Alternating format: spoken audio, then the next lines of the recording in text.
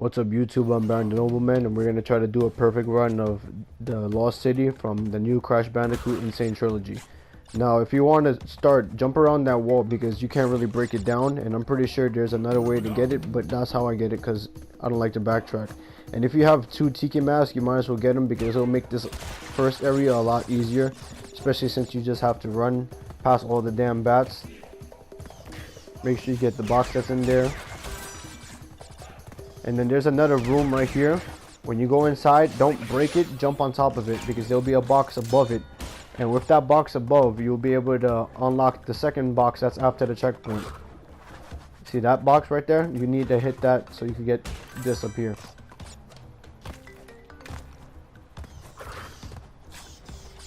Now make your way past these freaking bats. And they shouldn't respawn after you hit the second one.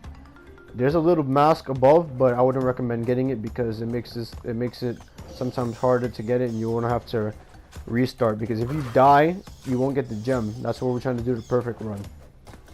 You need the green gem. Get these 2 boxes in here.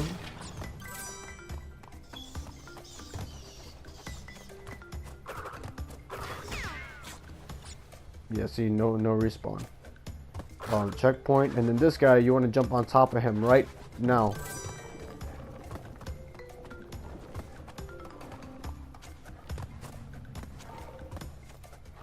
When it comes to this area, you want to take your time as much as possible because you don't want to fall right into the fire, and you know, you fall into the fire, that's it. You'll have to restart the whole thing if you're trying to do a perfect run of this level.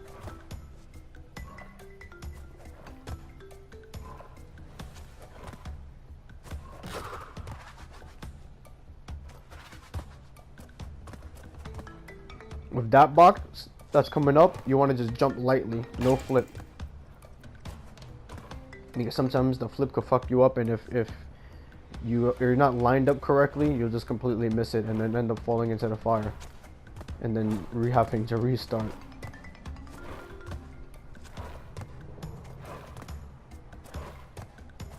Now with this next part, you get the checkpoint, and then you just jump up and spin attack because he's going to follow you around or wait for you to move. Jump on that one and don't spin it, and then once you get it, then you can spin, attack the rest of the boxes. Now when it comes to this ledge, I don't really jump across. I jump onto the wall. Like there's like a little ledge you can jump to right in the center with the gate and just fall on. That's like the safest way possible to get onto this area without having to fall into the fire or having to re-jump back up.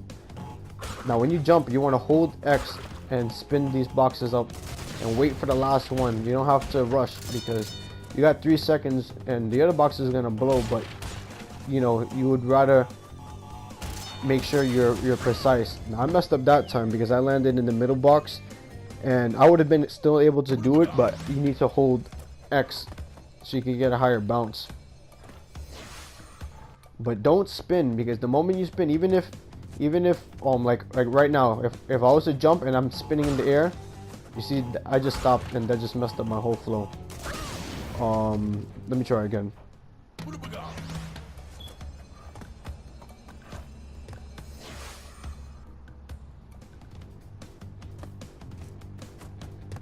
Alright, so you jump, you spin, you jump and spin, and then like you see, you do a second bounce, but that bounce can throw you off because you won't get a high enough bounce to reach the ledge. Now this one, don't spin, you just hit it.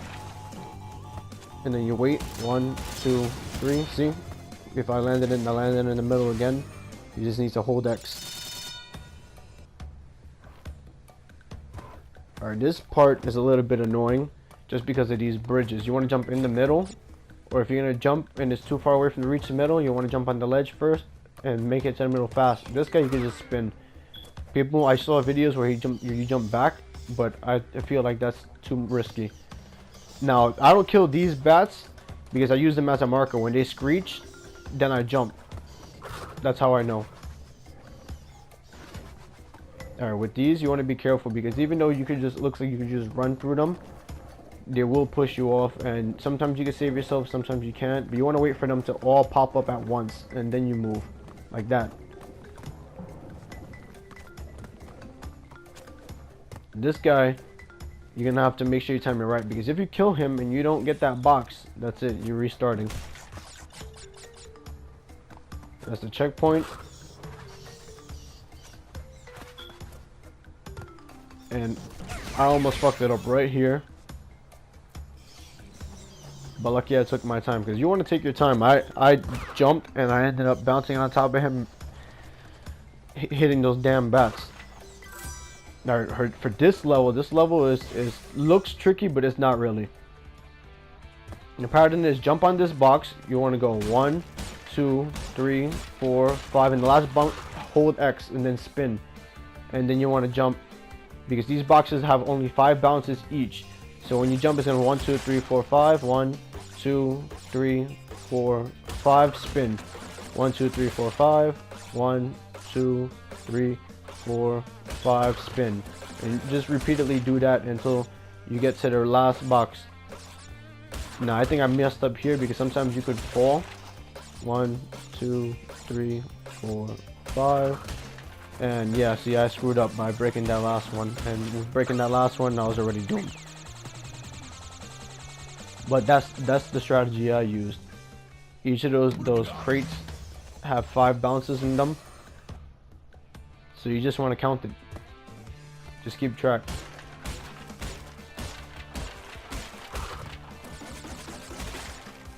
One, 2, 3, 4, 5.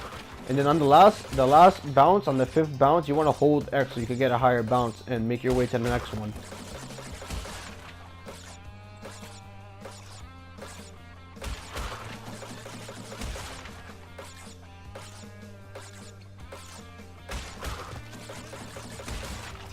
One, 2, 3, 4, 5. Now don't hold 1, 2, 3, 4, 5 and hold. That's it.